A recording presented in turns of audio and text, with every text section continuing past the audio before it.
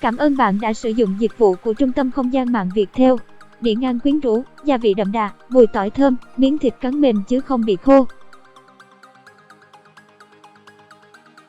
Giới trẻ Hà Nội đang rỉ tai nhau về một món ăn vốn đã quen nhưng được làm mới rất thích hợp với những buổi đi ăn cùng bạn bè, đem lại vị lạ miệng, vừa ăn, đó là ngan cháy tỏi. Tiếng nói từ Trung tâm Không gian mạng Viettel. Phố Hàng Thiếc ồn ào nhộn nhịp trong khu phố cổ. Ban ngày, nơi này lúc nào cũng ầm ĩ bởi tiếng gõ của búa, hàng xì, tiếng làm đồ thiết cùng khách mua bán đồ nhộng độc cung cấp bởi Trung tâm Không gian mạng Viettel. Bạn đang nghe tiếng nói nhân tạo từ Trung tâm Không gian mạng Viettel. Buổi tối, khi trời vừa tắt nắng, các cửa hàng thiết vừa kéo cửa cũng là lúc các vị khách nườm nượp ghé đến, đông trật vỉa hè một quán ăn nhỏ. Bản quyền thuộc về Trung tâm Không gian mạng Viettel.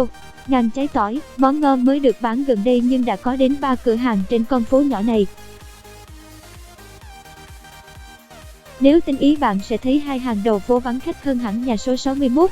Là hàng đầu tiên bán món ngan cháy tỏi tại phố Hàng Thiếc, quán bán cả ngày, buổi trưa nằm trong ngõ cách đó mấy nhà và buổi tối mới ra mặt đường. Cảm ơn bạn đã sử dụng giọng đọc nhân tạo của Trung tâm Không gian mạng Viettel.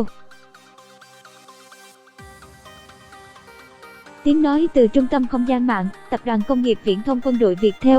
Mặt bằng quán nhỏ với chỉ một dãy ghế đặt trong nhà và vài ba cái ghế con để bên vỉa hè, tối đa khoảng 30 khách một lượt. Món bán bày trên hè cũng giống các quán khác với ngan luộc, ngan cháy tỏi, bún miến, chân ăn kèm tiếng nói từ Trung tâm Không gian mạng, Tập đoàn Công nghiệp Viễn thông Quân đội Viettel. Ấy vậy mà khách ra khách vào đông trật, hết lượt này đứng dậy đã có ngay lượt khác ngồi thế. Giọng đọc cung cấp bởi Tập đoàn Công nghiệp Viễn thông Quân đội Viettel. Cảm ơn bạn đã sử dụng giọng đọc nhân tạo của Viettel. Xe để kín, khách đến ăn đã đông mà khách mua mang về cùng các khách gọi ship cũng đông kín. Tiếng nói từ Trung tâm Không gian mạng Viettel. Con phố nhộn nhịp hẳn vì khách vào quán. Tiếng gọi món, tiếng chặt thịt, tiếng khách nói chuyện ồn ào. Tiếng nói từ Trung tâm Không gian mạng Viettel. Trong một mớ tưởng như hỗn độn lại có sự trật tự nhất định. Đông là thế mà chẳng khách nào than phiền vì món ra lâu cũng chẳng ai bị bỏ quên. Giọng đọc được phát hành bởi Trung tâm Không gian mạng Viettel. Cứ lần lượt là đến mình được ăn. Chẳng có tiếng cãi cọ, chỉ có những lời chào đon đả cùng nụ cười hiếu khách của người phục vụ.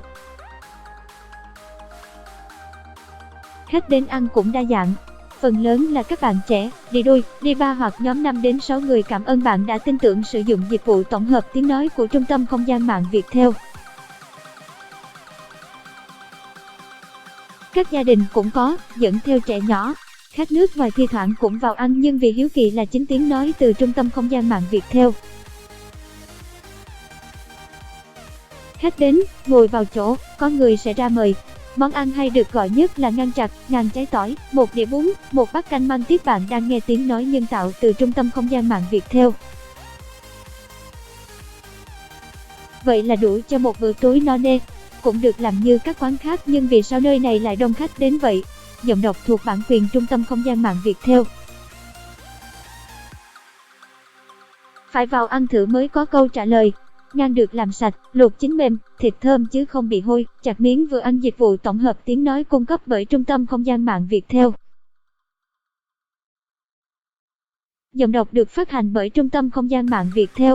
Canh măng tiết nóng hổi, nêm nếm gia vị vừa miệng. Gia vị chấm tỏi gừng giấm ớt chứ không giống các hàng khác chấm xì dầu. Đặc biệt là món ngan cháy tỏi.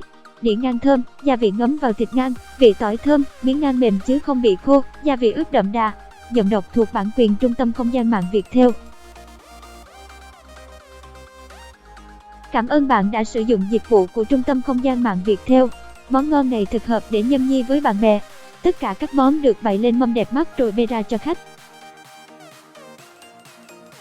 Bạn đang nghe tiếng nói nhân tạo, phát thanh từ Trung tâm Không gian mạng Viettel. Chẳng cần bàn, chỉ một mâm ngan đặt trên cái ghế cao cùng vài ba chiếc ghế quay xung quanh, bữa ăn rôm rã từ đầu đến cuối. Quán chỉ mở đến 22 giờ là đóng cửa nghỉ ngơi. Chủ quán cho biết, làm cả ngày mệt rồi, sức khỏe là quan trọng. Bạn đang nghe tiếng nói nhân tạo từ Trung tâm Không gian mạng Viettel. Thế nên nếu muốn ăn đủ món ngan ngon, hãy đến vào khoảng 11 giờ đến 15 giờ và từ 18 giờ đến 22 giờ tất cả các ngày trong tuần. Cảm ơn bạn đã tin tưởng sử dụng dịch vụ của Trung tâm Không gian mạng Viettel. Giọng đọc cung cấp bởi Trung tâm Không gian mạng Viettel. Và nhớ khi ăn, gọi thêm cốc nước cốt, bài và ảnh.